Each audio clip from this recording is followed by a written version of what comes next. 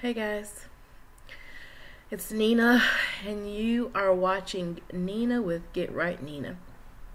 And just in case you don't know, you better ask somebody.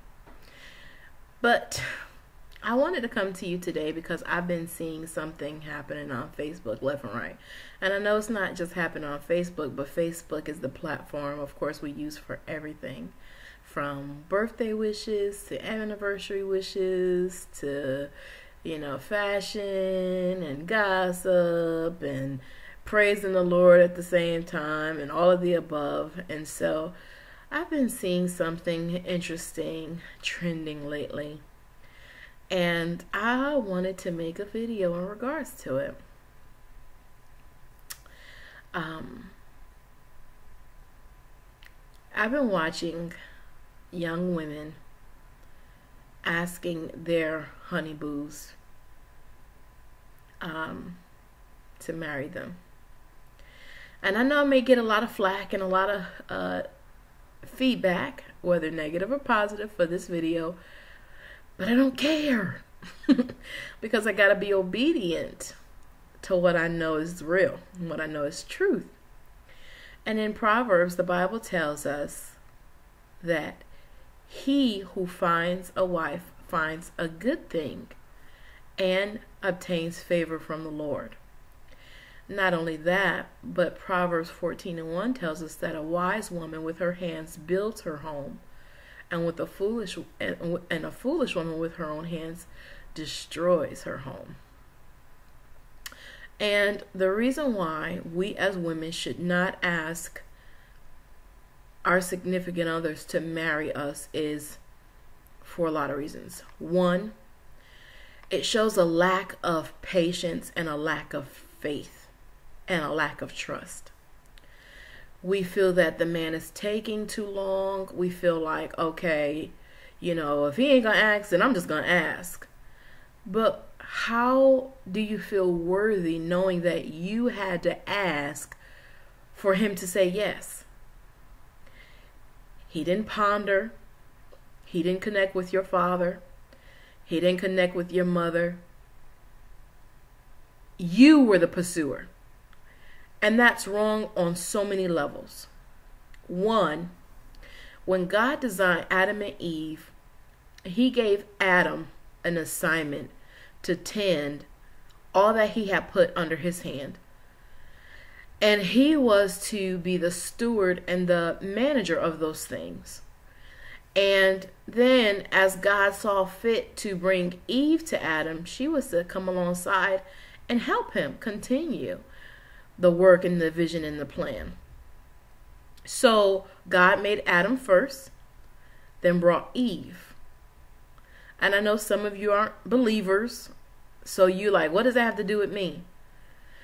But you're shortchanging yourself by feeling unconfident and unworthy enough to let the man continue the process of his growth and development so that he can be the head you need him to be. You don't realize, in essence, you're somewhat cursing yourself because you're out of order. Because the Bible says he who finds a wife. So if he sees you as a wife and he's found you, he's going to do what it takes to get permission from your parents, to seek God to make sure it's right, and then to present the idea and say, you know what, we've been doing the right thing. We've been doing this. You're worth it. You're worthy. I don't want to miss this opportunity. I want you. I need you. I love you. So what happens is when you're asking, you're telling him, in spite of the fact that you have not pursued me, pursued God, pursued the right channels, I'm going to ask you. Be mindful that when you do that, all sorts of things come along with that. Because anytime we operate out of the true order, that is a spirit of perversion. Because see, God ordained order for a reason. Structure. Think about it. If you have someone who is, let's say, walking. If you were to give them let's say they got into an injury and they had to get their leg cut off and they had a prosthetic leg. Guess what? They still can walk because the head is the command of operation. So the head still is going to tell those other limbs, keep going, keep progressing, keep moving. But if you cut the head off,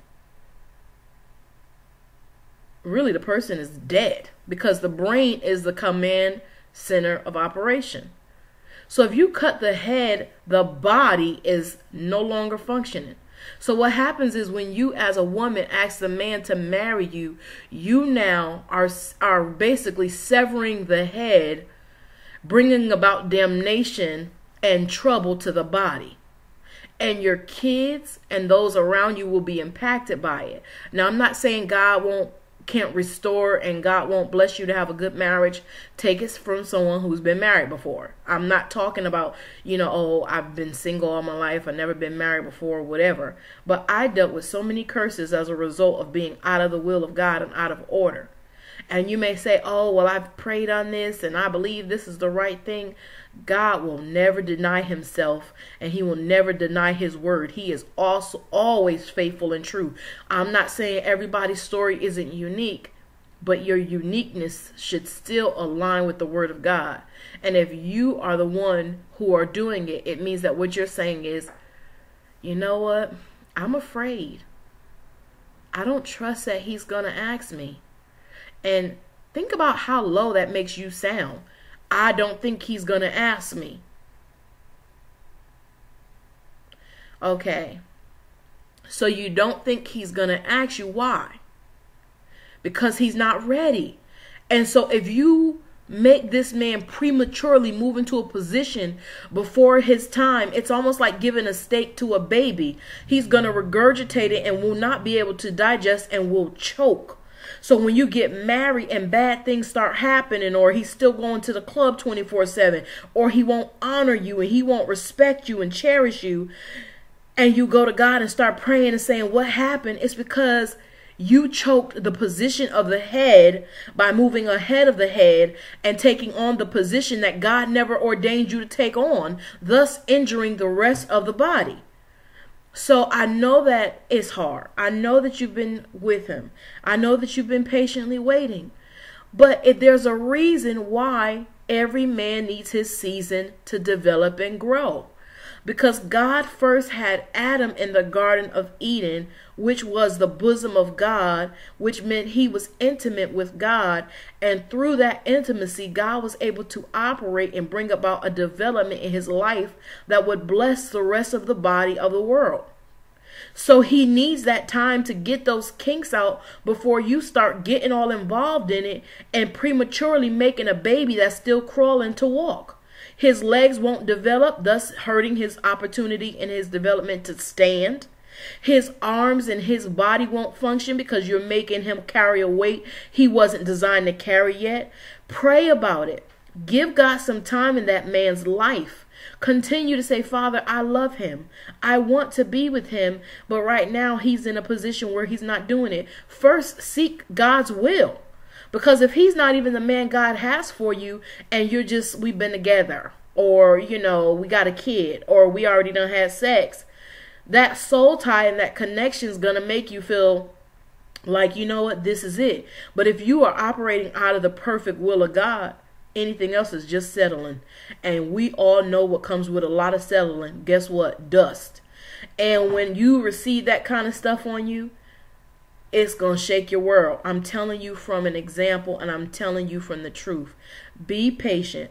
Pray. Ask God's will to be your will. Seek God. Ask your mate, what is it that you think about me that holds you up from wanting to be married? He may tell you, you know what? I'm not working in a financial place of where I want to be, or, I don't like how you discipline the kids, or, your attitude. Take those things to God, because you're going to have to be an asset anyway and not a liability if you want to help him be the man that God has called him to be. Whether you're a believer or not, it does not negate the fact that God has a destiny and a purpose and a plan for that man's life, and you can either hurt it or bless it by what you do and what you cause him to do out of time. So pray, Be patient. Work on yourself. Get your credit right, because you can't do nothing you cannot sell food stamps the rest of your life. At some point in time, you cannot keep selling food stamps. You're going to have to learn how to get it together. Learn how to keep your house. Learn how to, take care of your weight so you can be attractive and you're not fighting with him every time you look at a woman. Give that man room to grow so that you're not fighting and fussing with him for every little thing he's doing because you're trying to drag him by the head out of the crib. He needs time in the NICU unit to develop. And then you'll be okay. But don't keep proposing. Please, ladies, stop proposing to the man, because if you're proposing, basically you're saying that I don't think I'm worthy enough, and I don't feel like your time frame is doing it. I don't feel like it's happening, so let me go ahead and jump. And you're making yourself look cheap. Whether you want to hear it or not, I don't really care. I'm going to tell you the truth. You're making yourself look stupid, because you're asking him to do something that he didn't come up with himself. And we all know that the Creator gave us a mind where we first formulate an idea, then everything else come into with that. So I just want to encourage you that you're beautiful. You don't have to settle. You don't have to jump the gun. You don't have to move ahead of God. You don't have to feel like you got to settle. You don't have to pressure him. If he values you, if he sees you worthy, if he sees that you are an asset and not a liability, if he feels like you're a jewel and he cherishes you and don't want to risk losing you to the next bro Joe, he's going to do what he needs to do to get it together. Trust and believe. You don't believe me? Go outside and leave a McDonald's wrapper in his car and see if he don't tell you off about his car being dirty.